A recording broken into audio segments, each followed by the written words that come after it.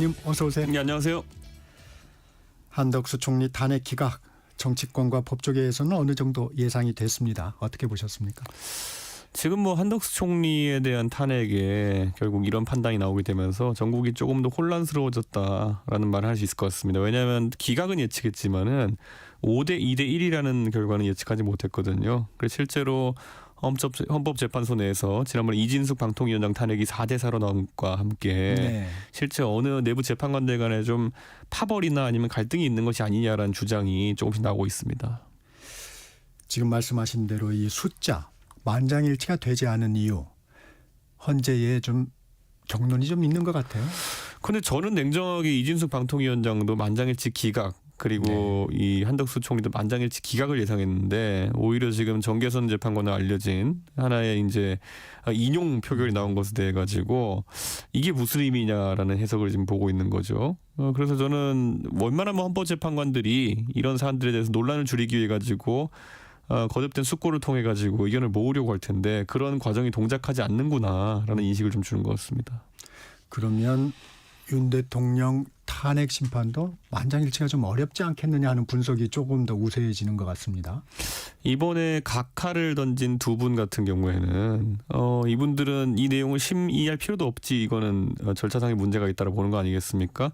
그럼 이분들이 가장 적극적으로 사실 윤석열 대통령의 뜻과 궤를 같이 하지 않을까 이렇게 분석이 되죠. 우려하는 분들이 있는데요. 그래도 좀 지켜봐야 된다 봅니다. 왜냐하면은 이게 민주당이 탄핵을 남발한 상황인 건 맞거든요. 그러다 보니까 이 탄핵과 실제 국민들이 굉장히 그 정신이 집중돼 있는 그 윤석열 대통령 탄핵은 다르게 보고 다른 절차를 통해 진행될 가능성이 있다 이렇게 생각합니다.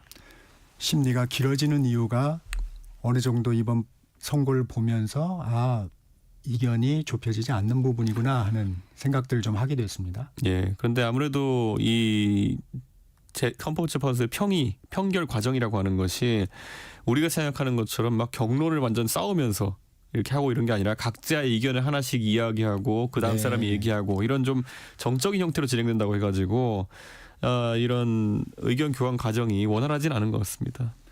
이번에 윤 대통령 탄핵 심판에 대한 단초라고 그럴까요? 예상할 수 있는 그런 부분들은 좀 없었던 것 같아요. 어떻게 보셨어요? 아무래도 이번에 내란이라는 그런 혐의에 대해서 물론 윤 대통령이 헌법 탄핵 타격에서는 뺐지만은 내란이라는 구체적인 사안에 대해서 사실관계를 다투고 이런 건 아닌 거로 보여요. 그렇게 했을 때 한덕수 총리에 대한 그런 변론은 1시간 반만 하고 진행했기 때문에 아주 구체적인 사실관계까지 들여다보지 않은 것 같다. 다만 이제 그 헌법재판관 임명을 하지 않은 것에 대해 가지고 그냥 판단하고 그것이 중한지 아닌지 정도만 판단해서 결론낸 것 같습니다. 그렇기 때문에 윤석열 대통령에 대한 어떤 판단을 엿볼 수 있는 것들은 일부러 좀 배제한 것이 아니냐 그런 생각입니다. 이 선고일에 관심이 높습니다. 우리 이 의원도 다소 늦어질 수 있다 이런 얘기를 좀 했었는데 이 4월로 넘어가는 가능성이 지금 가장 높아 보입니다. 그렇습니다. 지금 아무래도 오늘 이재명 대표의 2심 판결에 대해 가지고 헌법재판소도 어느 정도는 지켜보고 있을 겁니다. 그다음 만약에 이게 오늘 판단이 좀 사회적 혼란이 커지는 방향으로 결론이 나게 된다면은 얼마 정도 냉각기를 두려고 하지 않을까 그런 생각입니다. 그래서 26일 오히려 시간을 좀 더 둘 것이다. 그렇죠. 아무래도 저는 법원에서 오늘 또 이 판단하는 것에 대해서 구체적인 설명을 붙이지 않겠다라고 이제 어제 이야기했거든요. 설명자를 배포하지 않겠다고 했던 것은 이게 가져올 사회적 파장에 대해 가지고 법원도 엄중하게 인식하는 것 같고요. 그에 따라서 헌법재판소도 이것의 여파를 보고 본인들의 일정이라는 걸 좀 정하지 않을까라는 생각하고 있습니다. 국회를 통과한 탄핵소추안 13건 가운데 헌재가 판단한 9건 모두 기각됐습니다. 민주당 사과 필요하다고 보십니까? 애초에 전략적으로 실패한 거죠.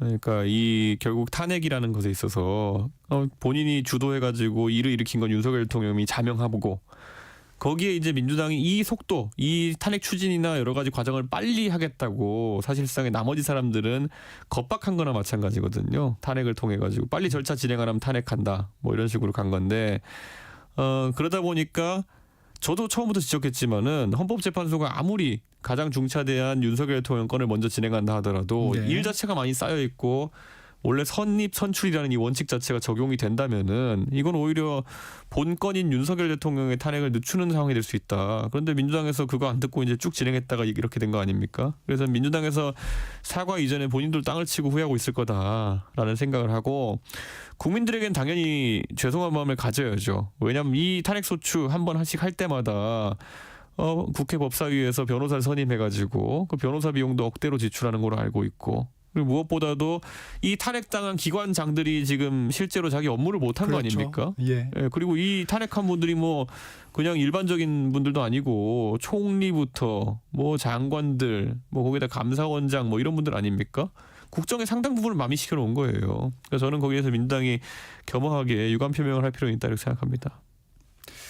그런 부분은 정치권에서는 항상 좀 당에 유리한 부분으로만 해석하더라고요.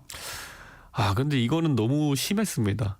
그러니까 보통 우리가 어떤 일을 처리할 때도 핵심 인사 하나 정도에 대해서 판단을 하고 나머지는 그에 따른 그냥 부수적인 정치적 판단을 받는 것이지 다 이렇게 탄핵에 집어넣어 버린 경우는 없었거든요. 그런데 아무래도 민주당의 조급함, 그 조급함이라는 거는 오늘 나올 2심 판결 같은 것들이 탄핵 심판보다 먼저 나올 줄은 몰랐을 겁니다. 그러니까 그런 것들에 대해서 이재명 대표가 이런 표현이 적절할지 모르겠지만 날받아 놓은 상태이기 때문에 다른 상황들보다 좀 조급함을 느껴가지고 이런 무리한 탄핵들을 진행하지 않았나 그런 상황입니다.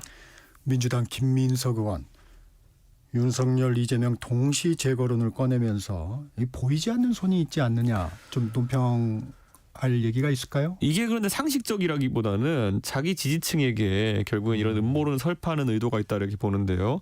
잘 생각해보시면 원래 계엄을 안 했으면은 뭐 그냥 김민석 최고위원의 말을 그대로 빌리자면은 이재명 혼자 제거되는 그런 시나리오였는데 계엄을 하면서 오히려 이런 윤석열 대통령이 동시 제거되거나 아니면 이재명 대표는 운 좋게 생존하는 시나리오가 가능해진 거거든요. 실제 아까 말했던 건 날 받아놓은 상태였거든요. 선거법 1심이 나오면서. 그럼 김민석 최고위원 주장대로 하면 이 보이지 않는 손이 동작해가지고 고립무원이던 이재명 대표에게 오히려 도움이 되는 방향으로 일이 변화한 겁니다. 그러면 이거를 논리적으로 말이 안 되는 거죠. 민주당이 이것을 본인들에게 불리한 의혹으로 제기하는 것이. 그러니까 저는 가만히 뒀으면 그냥 이재명 대표는 선거법 재판받고 피선거권 상실하는 거였는데 계엄을 그럼 일으키게 한 주체가 뭐냐. 그거 자꾸 이런 의혹 제기할 때는 누가 언제 왜 어떻게 이런 거 빼놓고 제기하면 안 되거든요. 그냥 현상이 이상하다, 뭐 냄새가 난다, 뭐 이런 건 이런 거는 정치인이 하면 안 되는 겁니다. 적어도 논리적 귀결이 있어야죠. 그것도 최고위원이.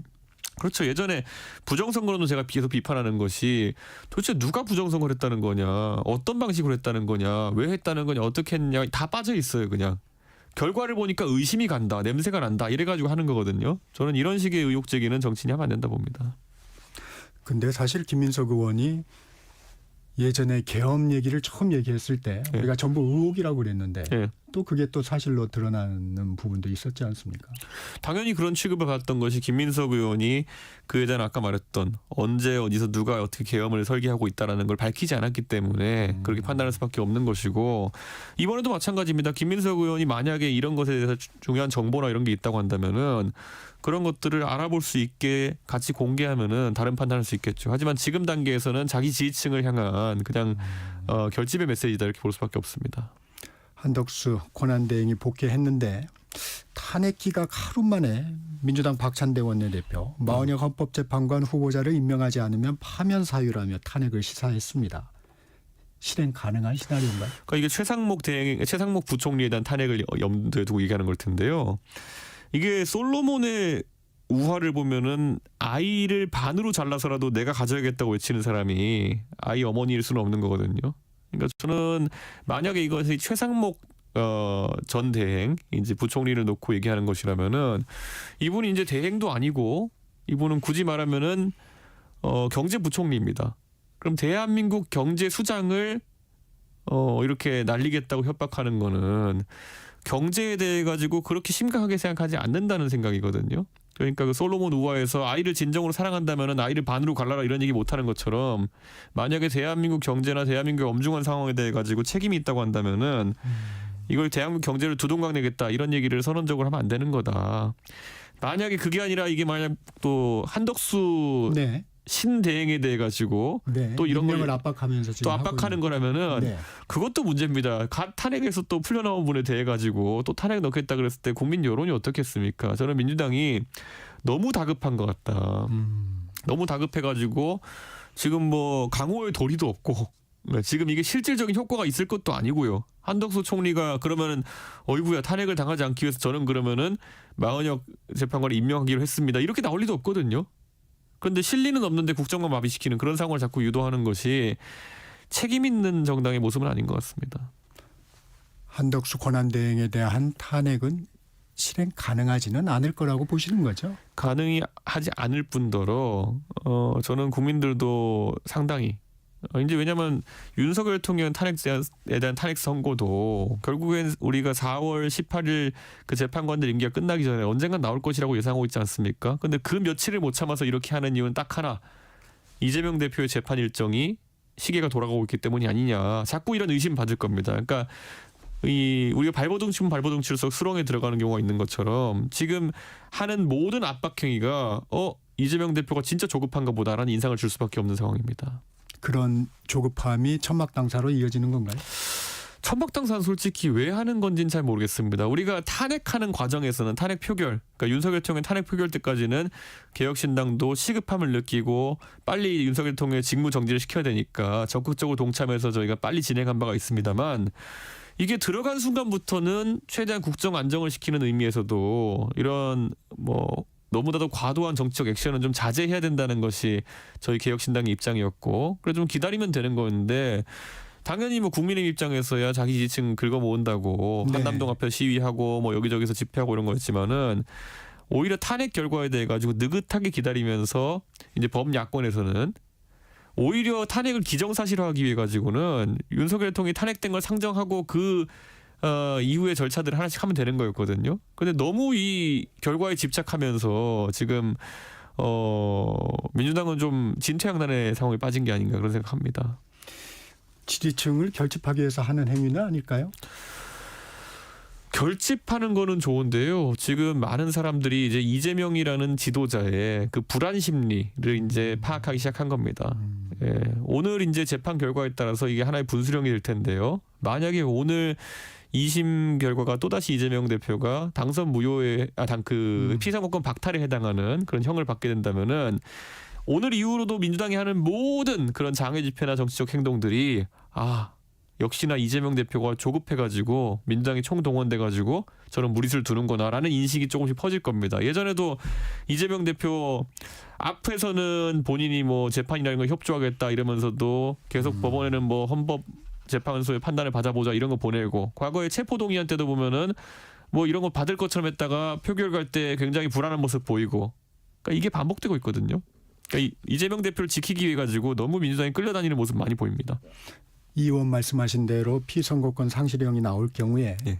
그럴 경우에도 당내 위상은 변함없을 것이다 이런 예상들은 많아요. 당내에서는 민주당 내에서는.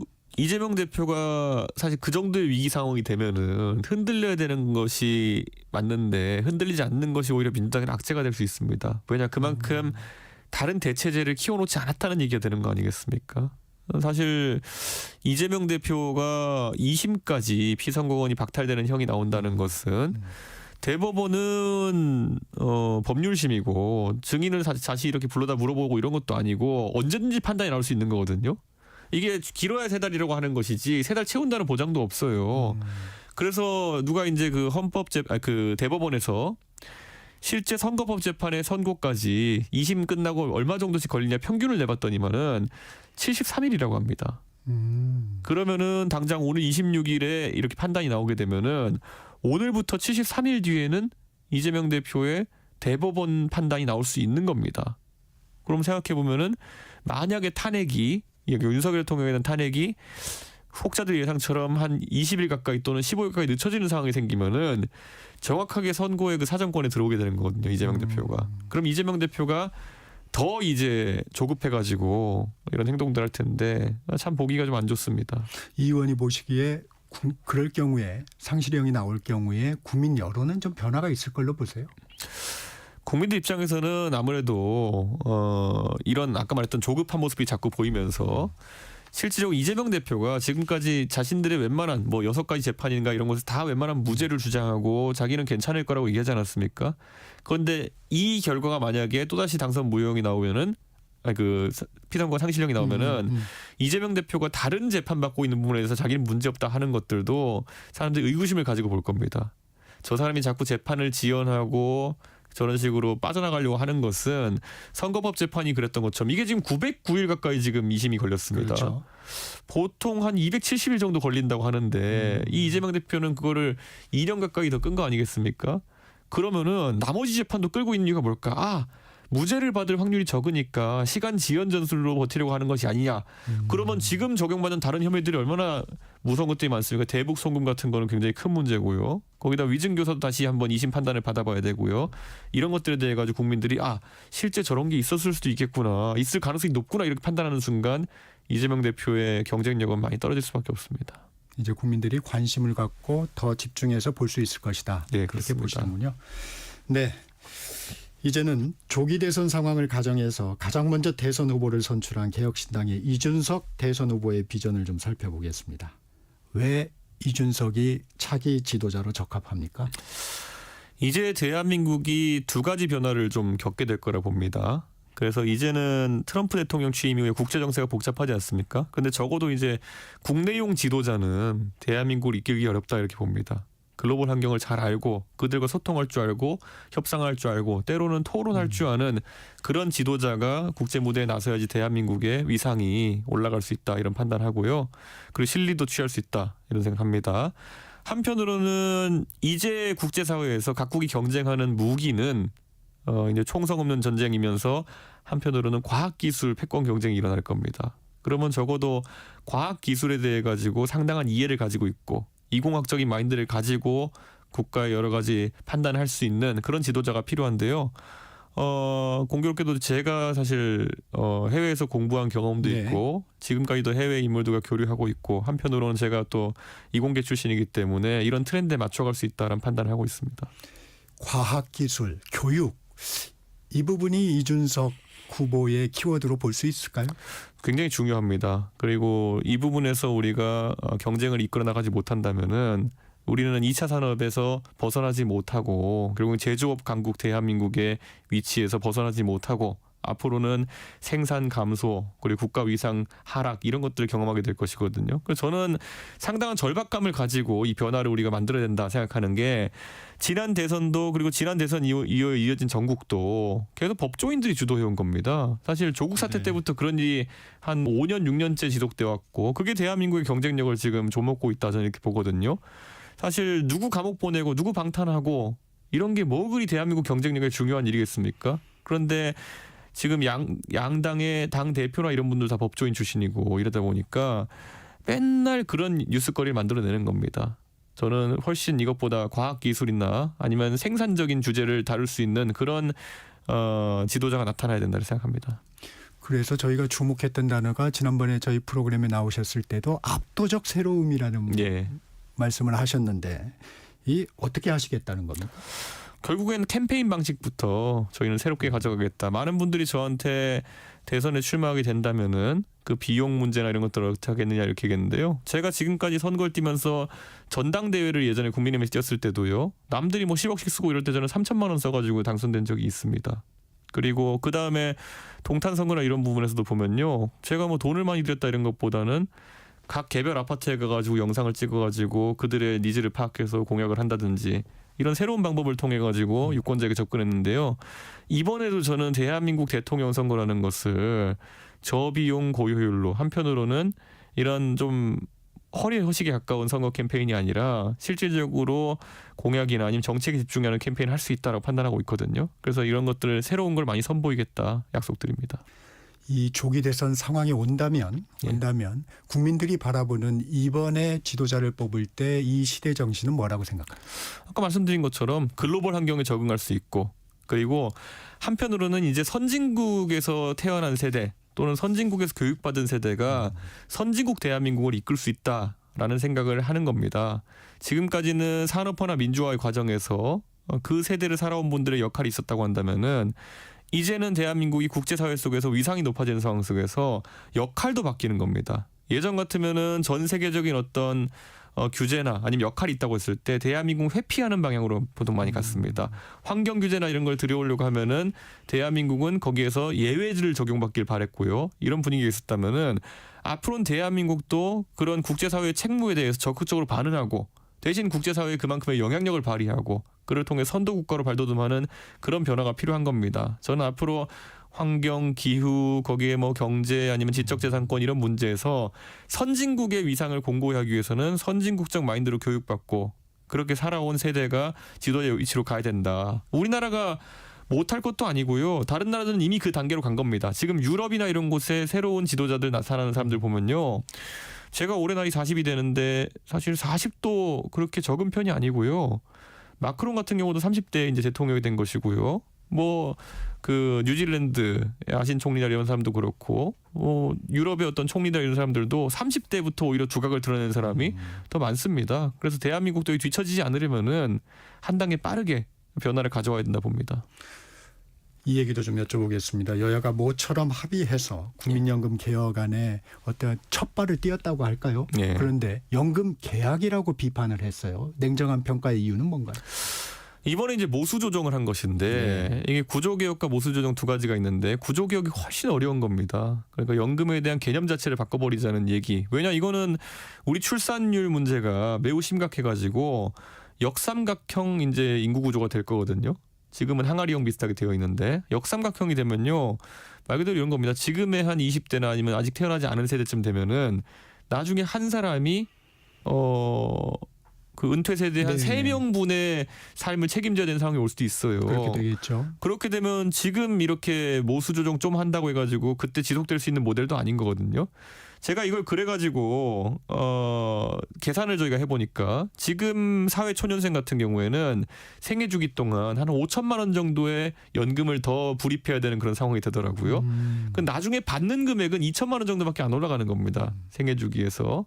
그러면은 지금 젊은 세대 한 사람 20대나 이런 사람들한테 당신들 그냥 5천만 원씩 더 내라는 합의를 한 거나 마찬가지거든요. 네. 원래 양당 25만 원 더 주고 덜 주고 이런 거로 싸우면서 대단한 일인 것처럼 싸웠는데 어떻게 젊은 세대한테 한 사람당 5천만 원씩 더 내는 거를 합의해놓고는 자화자찬식으로 개혁 잘 됐다 이럴 수가 있습니까? 그래서 지금 분노를 자아내고 있는 겁니다. 네, 여기까지 들어야 될 것 같습니다. 지금